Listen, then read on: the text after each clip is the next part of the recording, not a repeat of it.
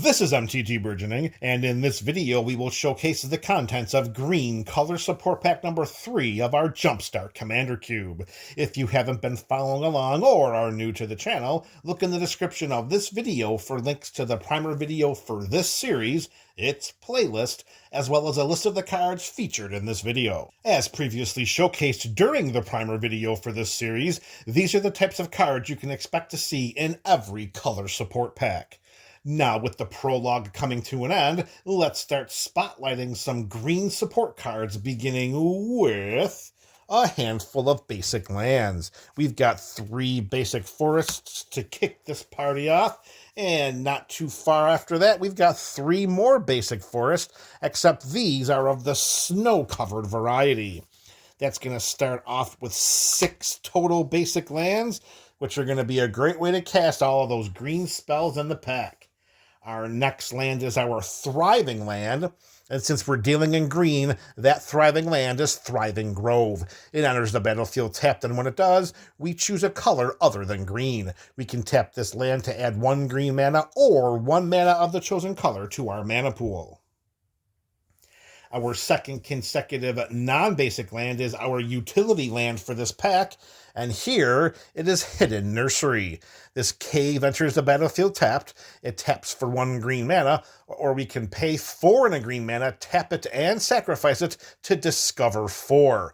This is an ability we can only activate as a sorcery. Now, to discover 4, we're going to exile cards from the top of our library until we exile a non-land card with mana value 4 or less. We can cast it without paying its mana cost, or we can put it into our hand. We put the rest of the exiled cards revealed on the bottom of our library in a random order. The Discover mechanic is so much more powerful than the Cascade mechanic. If we haphazardly run into a random spell off the top of our library while discovering that we don't want to cast at that moment, we can simply put it into our hand. We couldn't do that with Cascade. Discovery is better than Cascade. All right, next up is going to be our MDFC for this pack. That is our Modal Double Face card. It's a spell on the front and a land on the back. And here in Green Color Support Pack number 3, that card is Tangled Florahedron, a 1/1 elemental for 1 and 1 green mana. We can turn this bad boy sideways for just 1, and we can turn this bad boy sideways to add 1 green mana to our mana pool. Yes, that rate is much higher. It's double the mana to cast this spell. It's double the mana than a Land of War Elves, a Finlorn Elves, Mystic Elves, even the Birds of Paradise. Well, we have to have the inflated mana value in case we want to play it for the land side instead. And if we want to do that, then we can flip this bad boy over and play Tangled Veil, a land that enters the battlefield tapped that we can tap for 1 green mana. Since we have the land option on the back side of that card, we're going to jam the Tangled Florahedron at the top of the cards with the other lands, on top of that stack of cards with the other lands. All right, our next card in slot order is going to be our Planeswalker for the pack. And here is Nissa, Voice of Zendikar. She has starting loyalty of 3 for 1 and 2 green mana. So that's the rate that we always want to see in our Planeswalkers. 1 mana spent for 1 loyalty counter that she enters with. We add a loyalty counter to Nissa to create a 0/1 green plant creature token. We can take 2 loyalty counters off of Nissa to put a +1/+1 counter on each creature we control, which could end up being a potential win condition if our commander pack is a build that favors creatures, creature tokens, or just a way in which to swarm our opponents. If any way we're going wide, Nissa can also help to make them tall. And if this version of Nissa is on our side of the battlefield long enough, if we can protect her long enough to utilize that big bang, she might be worth dying for. We can take 7 loyalty counters off of this version of Nissa to gain X life and draw X cards, where X is the number of lands we control.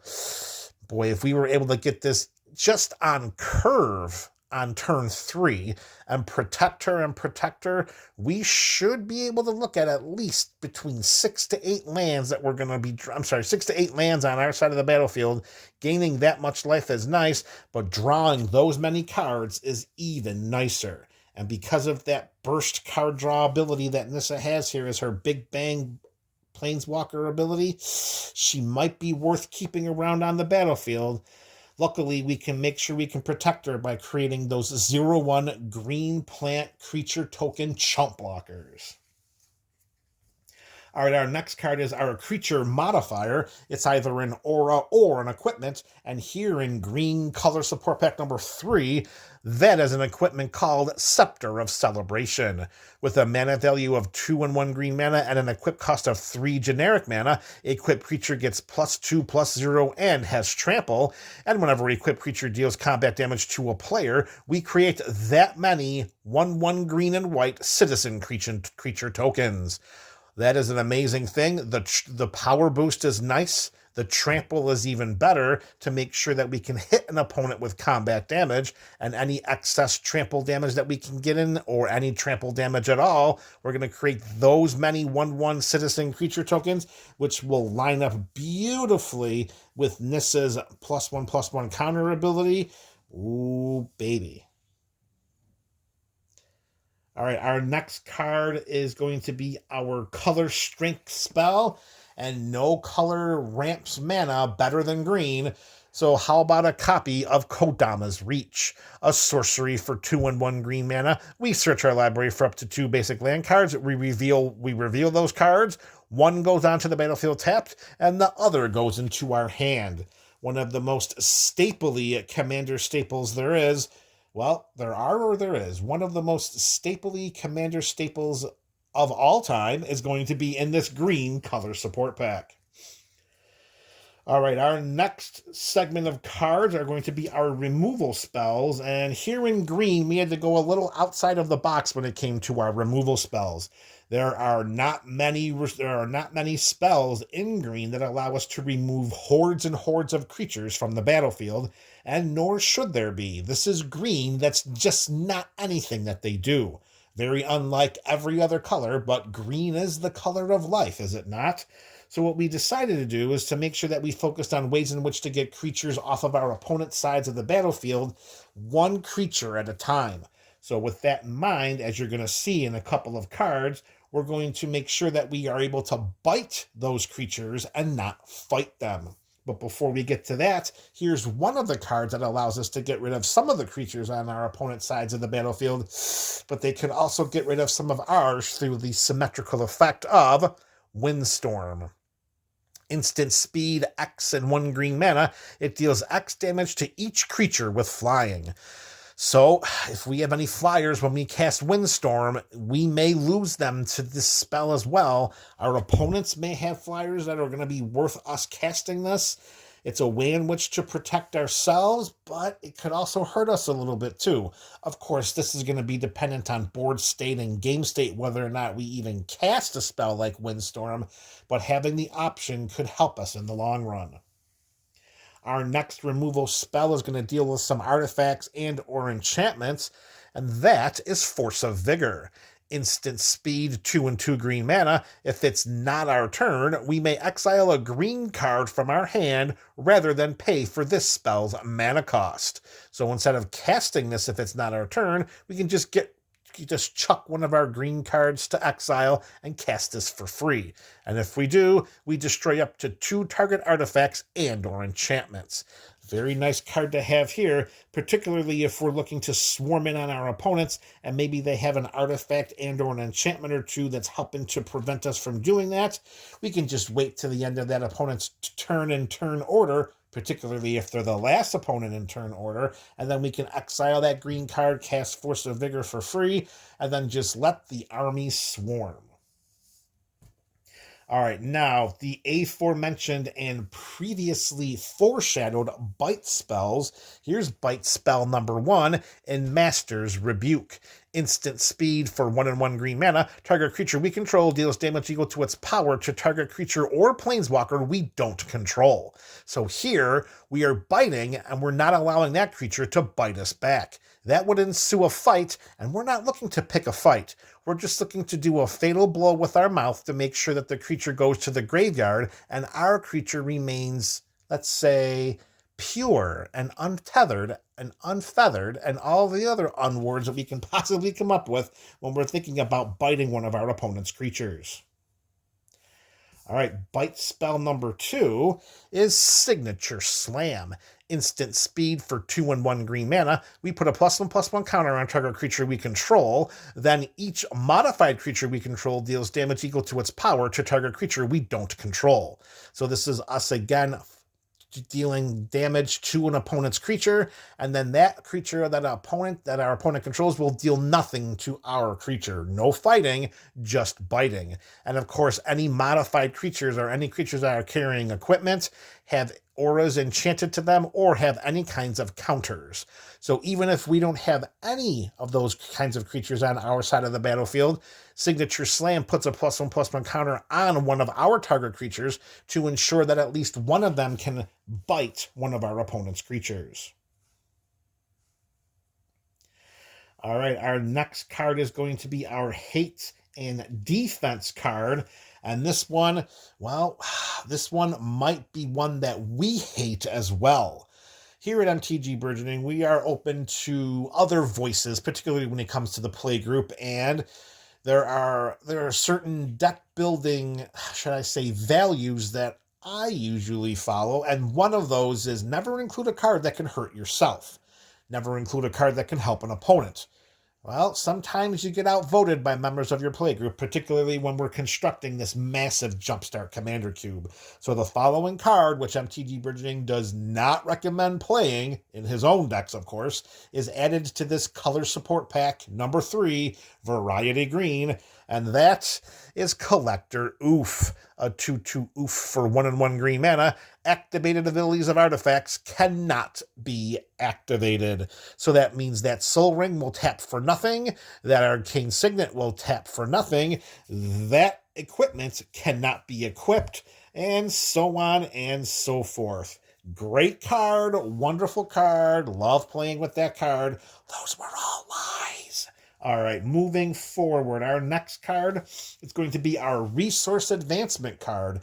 Here we're looking for some kinds of card advantage, maybe some mana acceleration, or ways in which we can enhance our board state. And in this color support pack, we're going to see that in Battle Mammoth, a 6/5 trampling elephant for 3 and 2 green mana. Whenever a permanent we control becomes the target of a spell or an ability an opponent controls, we may draw a card. I'm pretty sure we're going to draw that card. If we don't want to invest 5 mana at the time, we could go on the installment plan due to Battle Mammoth's Foretell ability. We can pay 2 generic mana during our turn and exile this card face down. Then, during a later turn in the game, we can pay the Foretell cost of 2 and 2 green mana to cast this from exile and put it onto our side of the battlefield. So in some ways, although we're paying a total of 6 mana versus the original mana value of 5, we could, in effect, get this onto the battlefield ahead of curve, particularly if we're able to ramp our mana in the first 1 to 3 turns. We foretell this for 2, we get back to turn number 3 or 4, we cast it for its foretell cost, get it onto our side of the battlefield before turn 5. Yeah, we paid more in the long run, but we got it onto the battlefield quicker. Of course, that will be whether or not it's in our opening hand, when we draw it, what the board state is, what the game state is. Either or, however we decide to put Battle Mammoth into play, whenever an opponent decides to target any of our permanents with a spell or an ability, we're going to draw that card. There's no may about it, folks. All right, our next card is our Combat Enhancement card, and here, oh baby, do we got a beauty. We've got Kamal, Heart of Krosa, a 5/5 legendary human druid for 6 and 2 green mana. At the beginning of combat on our turn, creatures we control get +3/+3 and gain trample until end of turn. In addition, Kamal has a way in which to, let's say, make our army even wider. We can pay 1 and a green mana, and until end of turn, target land we control becomes a 1/1 elemental creature with vigilance, indestructible, and haste, and it's still a land. So what we could really do here with Kamal, if we have enough peripheral mana available to us, we jam that mana into Kamal's ability, making any available lands we had to become 1/1 creatures. We do this during our pre-combat main phase, of course. Then, when combat ticks in, Kamal's static overrun ability triggers, and then each one of those indestructible, vigilant, and hasty lands will get that +3/+3 power and toughness boost and get trample, and hopefully we hear a round of good games shortly thereafter. All right, MTG Burgeoning Community, we're down to the last card of this color support pack, and if you've been following along, you know that the iconic creature type in green for this cube is Worm, and very few creatures, not just worms, very few creatures are as big as the World Spine Worm. A 15/15 trampling worm for 8 and 3 green mana. When World Spine Worm dies, we create 3 5/5 green worm creature tokens with trample. And when World Spine Worm is put into a graveyard from anywhere, which means the battlefield, our hand, or our library, we shuffle it into our library.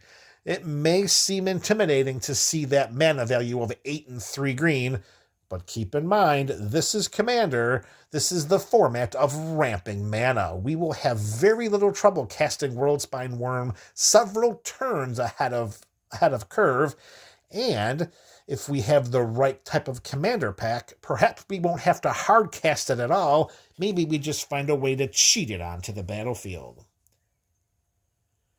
All right, there you have it, MTGBC. We have showcased the contents of Green Color Support Pack number 3 of our Jumpstart Commander Cube. Let me know your thoughts about these cards in the comment section below. This is MTG Burgeoning, a channel for all things Magic.